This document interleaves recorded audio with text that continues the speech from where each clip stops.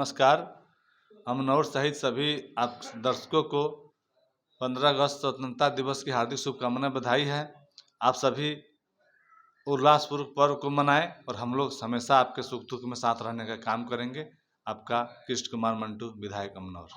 मेरा नारा ही था जे काम किया है काम करेंगे, अमनौर का ऊंचा नाम करेंगे। विपक्ष का काम है अपना कहते रहना और काम के बदौलत सरकार जनता चुनती है और जनता पर पूरा भरोसा है कि हम लोग को फिर काम करने का मौका है। उसमें बीजेपी एकजुट करने में क्या करना है, वो तो विपक्ष का काम है। बीजेपी अब अपना काम करे, विपक्ष अपना काम कर रहे हैं। हम तो जनता की अदालत में जाने वाले हैं काम के आधार पर। धर्म की बात नहीं करती, सबका साथ सबका विकास आदरणीय नेता नरेंद्र मोदी जी का नारा है, हम उसके तहत काम करते हैं और सबको साथ सबको लेकर चलने में भरोसा चल रहा है। जो टर्म मिला हुआ है, अभी हर सप्ताह 2 सप्ताह पर कोई न कोई नया योजना का हम लोग शिलान्यास उद्घाटन करते हैं। परिणाम निकला कि 1 महीने के अंदर में जो काम हुआ, वो लोग का डिमांड था, हुआ। कम से कम 50 विद्यालयों में बेंच हम लोग दिए हैं बच्चों को पढ़ने के लिए। अमनौर विधानसभा में जितना दिन तक पद पर रहेंगे, उस क्षेत्र के विकास के लिए सोचते रहेंगे। यहाँ भी काम करने का मौका मिला है, उससे बेहतर काम अमनौर में हम लोग दिखाएंगे और काम बोलेंगे। सरकार पर हम आरोप लगाते हैं, लेकिन हम आरोप भी लगाएंगे।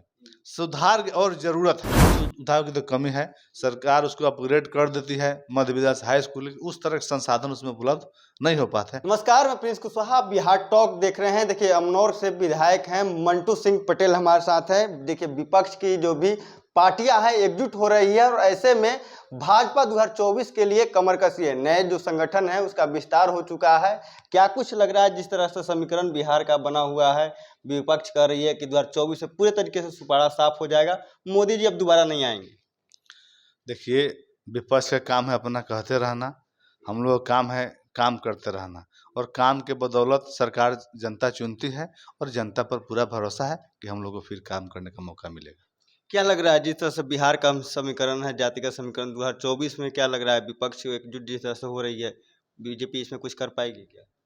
तो उसमें बीजेपी एकजुट करने में क्या करना है, वो तो विपक्ष का काम है। बीजेपी अब अपना काम करे, विपक्ष अपना काम कर रहे हैं। हम तो जनता की अदालत में जाने वाले हैं काम के आधार पर और काम के आधार पर हमको पूरा भरोसा, जनता हमको चुनेगी। अच्छा, अभी लौकुश समीकरण का हम बात करेंगे कि जिस तरह से लौकुश समीकरण के लिए जेडीयू जानी जाती है, तो क्या अभी जेडीयू के पास वो जो वोट बैंक पहले थी, क्या वो अब बच गई है? क्योंकि बीजेपी जिस तरह से लौकुश समीकरण साधने की नई पहल कर रही है, लौकुश समाज को आगे कर रही है, उसको क्या लगता है कि बीजेपी को इसको 2024 में फायदा मिल पाएगा? देखिए, बीजेपी किसी जाति धर्म की बात नहीं करती, सबका साथ सबका विकास आदरणीय नेता नरेंद्र मोदी जी का नारा है, हम उसके तहत काम करते हैं और सबको साथ सबको लेकर चलने में भरोसा रखते हैं। क्या जिस तरह से, देखिए, इस क्षेत्र को लेकर हम बात करते हैं कि आपके क्षेत्र को, अमनौर को लेकर काफ़ी चर्चा में रहता है कि अमनौर में आपने बहुत काम किए हैं, आपके काम के हिसाब से लोग वहाँ पे आपको वोट करते हैं और आपकी अपनी अपनी पहचान है। क्या लग रहा है कि क्षेत्र में विकास हो पा रहा है इस सरकार गिरने के बाद? मेरा नारा ही था जे काम किया है काम करेंगे, अमनौर का ऊंचा नाम करेंगे। 2010 से 15 हम लोग जब विधायक थे, तब अमनौर में 50 साल में जितना काम नहीं हुआ, हमने 5 साल में करके दिखाया।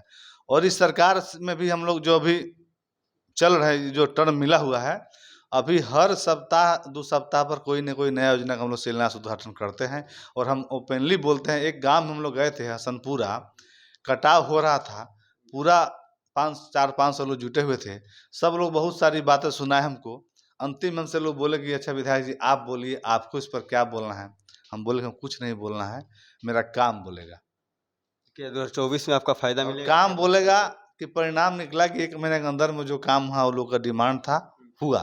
उसी तरह हम अब शिलान्यास पर कम ध्यान देते हैं, उद्घाटन पर ज़्यादा ध्यान देते हैं कि आश्वासन नहीं देना है, काम को जमीन पर दिखाना है और दिखाने का काम करते हैं और दिखाने का काम करेंगे और सबसे बेहतर अमनौर बनाना हमारी प्राथमिकता है। अभी आधा दर्जन अस्पताल भवन का काम चल रहा है, रोड का, पुल का, जहाँ जल जमाव से लोग भारी संख्या में पिछले बार जो बाढ़ आया था, जहाँ पुल पुलिया की आवश्यकता थी, 1 दर्जन पुल पुलिया हम दिए हैं, जिसमें 5-6 आधा दर्जन पुल पुलिया बन गए हैं। अभी आधा दर्जन ज़्यादा पुल पुलिया बनने वाले हैं, जो स्वीकृति हो चुकी है। सड़क, बिजली, पानी, स्कूल, नवोचित विद्यालय, मध्य विद्यालय, प्राथमिक विद्यालय, सबको अभी कम से कम 50 विद्यालयों में बेंच हम लोग दिए हैं बच्चों को पढ़ने के लिए। अमनौर विधानसभा में अभी 50 विद्यालय में डिमांड है कि मैं व्हाट्सएप पर मैसेज बच्चे करते हैं कि हम लोग इतना बेंच पर असुविधा होता था बैठने के लिए, लाइट, पंखा, सारी चीज़ों की व्यवस्था कर रहे हैं। किस तरह क्षेत्र आगे बढ़े, जो हमसे हमारे शुरू से सोच रही है कि जितना दिन तक पद पर रहेंगे, उस क्षेत्र के विकास के लिए सोचते रहेंगे। हम मुखिया थे, मेरे पंचायत में एक मध्य विद्यालय था, हम 1 दर्जन मध्य विद्यालय बनाने का काम किए। कोई मिट्टी का रोड मेरे यहाँ आप नहीं दिखा सकते हैं। यहाँ भी काम करने का मौका मिला है, उससे बेहतर काम हम लोग दिखाएंगे और काम बोलेगा। तो के पाठक शिक्षा का आप बात कर रहे हैं, के पाठक जिस तरह से सभी विद्यालय में जा रहे हैं, मॉनिटरिंग कर रहे हैं, क्या लग रहा है शिक्षा मंत्री के इसे सरकार से किनारा करने के बाद अभी बेहतर काम हो रहा है या पहले बेहतर काम हो रहा है? देखिए, शिक्षा स्वास्थ्य में बिहार में सुधार की ज़रूरत है और सुधार की ज़रूरत है, और उसमें सरकार के साथ साथ सभी जनप्रतिनिधि, वो पंचायत स्तर से लेकर जिला राज्य स्तर के हों, और सभी जनता, सबका दायित्व अपना अपना निर्वहन करना हम लोग की ड्यूटी बनती है। और अपने अपने दायित्व का निर्वहन जब सब लोग कर लेंगे, शिक्षा में ऑटोमेटिकली सुधार होगा।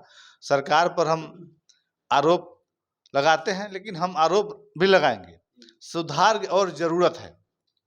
अच्छा, प्रतिनिधि आप क्षेत्र में घूमते हैं, स्कूल का भ्रमण करते हैं, क्या आपको लगता है कि मूलभूत सुविधा क्या होनी चाहिए स्कूल में, सरकारी स्कूल विद्यालय? सुविधाओं की तो कमी है, सरकार उसको अपग्रेड कर देती है मध्य विद्यालय से हाई स्कूल, उस तरह के संसाधन उसमें उपलब्ध नहीं हो पाते हैं, उसमें थोड़ा टाइम लगता है। हम यही कहना चाहेंगे सरकार से कि अपग्रेडेशन के पहले वहाँ सारी मूलभूत सुविधाएं उपलब्ध कराया जाए, तब उसको अपग्रेड किया जाए। सिर्फ नाम का अपग्रेड होने से उसका भौतिक लाभ नहीं मिल पाता है।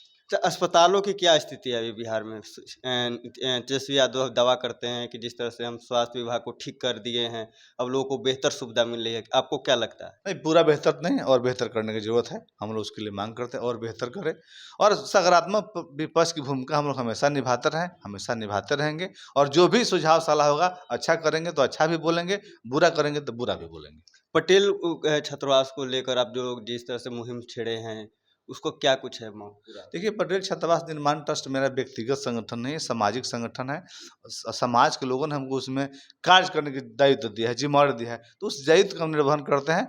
और उसमें किसी को लगता है थोड़ा सा अलग टाइप से, अब गांव में अड़जाम होता है, कोई पूजा होता है, किसी को जिम्मेदारी दिया जाता है, भाई आप इसको देख रेख करें। ऐसा थोड़े कि गांव भर का सब वही अपने कर रहे हैं, सबके सामूहिक सहयोग से उनके सिर्फ दायित्व दिया जाता है। कोई सामाजिक काम होता है, मैच होता है, किसी को जिम्मेदारी दिया जाता है ना, तो यह एक काम है, पूरा समाज का काम है, उसके दायित्व हमको एक निर्वहन का मिला है। वो मेरा कोई व्यक्तिगत उसमें नहीं है कि हम अपने स्तर से बना रहे हैं, किसी को बुरा लगता है कि अपने समाज के लिए बना रहे हैं, या अपने क्षेत्र से निकल के बना रहे हैं, नहीं, यह व्यक्तिगत मेरा कार्य नहीं है। समाज ने हमको एक दायित्व दिया है, एक जिम्मेदारी दिया है, उस जिम्मेदारी के प्रतिभागी के रूप में हम काम करते हैं, और क्षेत्र के भी जिम्मेदारी को हम निभाने का काम करते हैं। और उसी तरह जैसे गाँव में कोई कार्य होता है, किसी को दायित्व दिया जाता है ना कि भैया आप इस काम देख लीजिए, तो उनका काम व्यक्तिगत नहीं हुआ, वो तो सभी समाज का काम हुआ, गांव भर का काम हुआ, किसी सार्वजनिक काम के लिए, किसी बैठक के लिए। तो उसी तरह सार्वजनिक काम है, हमारा व्यक्तिगत कार्य नहीं है। और यही लोग गलतफहमी पाल लेते हैं क्षेत्र के लोग कि नहीं, ये आपको जिम्मेदारी मिला है यहाँ का, आप जिम्मेदारी, ये सामाजिक दायित्व है, उसका निर्वहन उसके प्रतिभागी के रूप में कर रहे हैं। आप लोग का लक्ष्य है कि हर एक साल एक छात्रावास बनाने की है, क्या उस छात्रावास में और भी अदर जाति के लोगों को भी रहने का उसमें सुविधा? सभी जाति, जेपी सेतु बना है तो क्या जेपी जी के परिवार के लोग, उनके मतलब किसी जाति के लोग जा रहे हैं उसमें? गांधी मैदान बना है तो गांधी जी के समाज के लोग उसमें जा रहे हैं। यह पटेल छात्रावास नाम है, जो सरदार वल्लभ भाई पटेल जी ने देश को एक किया, एकता का संदेश है। पटेल एक नाम नहीं है, पटेल एक ब्रांड है। पटेल मतलब एकता होता है। सरदार एकता दिवस के रूप में पूरे देश के लोग सरदार वल्लभ भाई पटेल की जयंती को मनाते हैं। पटेल के मतलब एकता है, पटेल के मतलब अनेकता नहीं, पटेल का मतलब एकता है।